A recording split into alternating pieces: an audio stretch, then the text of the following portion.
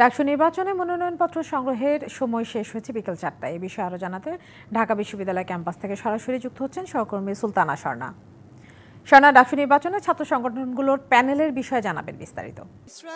আজ মনোনয়নপত্র গ্রহণের অর্থাৎ ডাকসু নির্বাচনের এবারের মনোনয়নপত্র গ্রহণের সবশেষ দিন ছিল এবং আজ সকাল 10টা থেকে বিকাল 4টা পর্যন্ত কিন্তু আমরা দেখেছি চিফ রিটার্নিং কর্মকর্তার অফিসের বাহিরে সকল সংগঠনের ছাত্র সংগঠনগুলোর নেতাকর্মীদের ভিড়। এবং সেক্ষেত্রে কয়েকটি জিনিস বলে রাখতে চাই, অধিকাংশ সংগঠনের পক্ষ থেকে আজ মনোনয়নপত্র সংগ্রহ করা হলেও কয়েকটি সংগঠন কিন্তু এখন পর্যন্ত তাদের প্যানেল অর্থাৎ পূর্ণাঙ্গ প্যানেলের নাম ঘোষণা করেনি এবং তার মধ্যে অন্যতম হলো ছাত্রদল।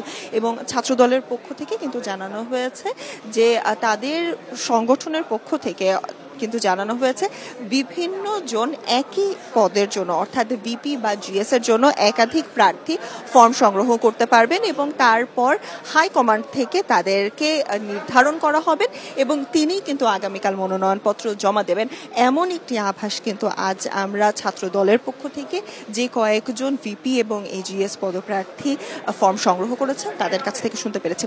তবে যে কয়েকটি সংগঠনের পক্ষ থেকে আজ নিশ্চিত করা হয়েছে মনোনয়নপত্র সংগ্রহ করে, তাদের মধ্যে কিন্তু আমরা দেখেছি বৈষম্য বিরোধী ছাত্র আন্দোলনের পরিচিত মুখরাও রয়েছে। ওয়ালটন এখন দেশের সীমানা পেরিয়ে পৌঁছে গিয়েছে 50টিরও বেশি দেশে।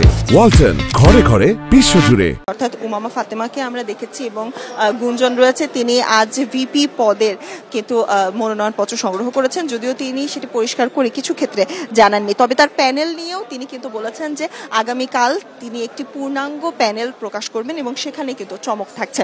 এবং সেক্ষেত্রে বৈষম্য বিরোধী ছাত্র আন্দোলনের পক্ষ থেকে বৈষম্য বিরোধী ছাত্র সংসদের যে প্যানেলটি রয়েছে সেখানেও কিন্তু আমরা দেখেছি আগামীকাল পূর্ণাঙ্গ প্যানেল ঘোষণা করা হবে এবং আগামীকাল পর্যন্ত কিন্তু সেজন্য অপেক্ষা করতে হচ্ছে।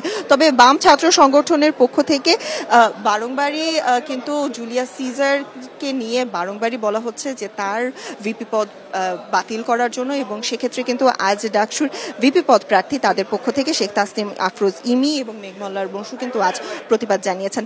তবে সর্বপ্রথম আজ পূর্ণাঙ্গ কমিটি ঘোষণা করেছে, একটি ইনক্লুসিভ কমিটি প্যানেলের ঘোষণা কিন্তু করেছে ছাত্র শিবির এবং আমরা এখন অপেক্ষা করছি চিফ রিটার্নিং কর্মকর্তার বক্তব্যের জন্য এবং হয়তোবা তিনি আমাদেরকে সুনির্দিষ্ট করে বলতে পারবেন কতজন প্রার্থী ডাকসুর নির্বাচনের জন্য আসলে মনোনয়নপত্র সংগ্রহ করেছেন, ছাত্র সংসদের জন্য কতজন মনোনয়নপত্র সংগ্রহ করেছেন। ইসরাত, ধন্যবাদ স্বর্ণা।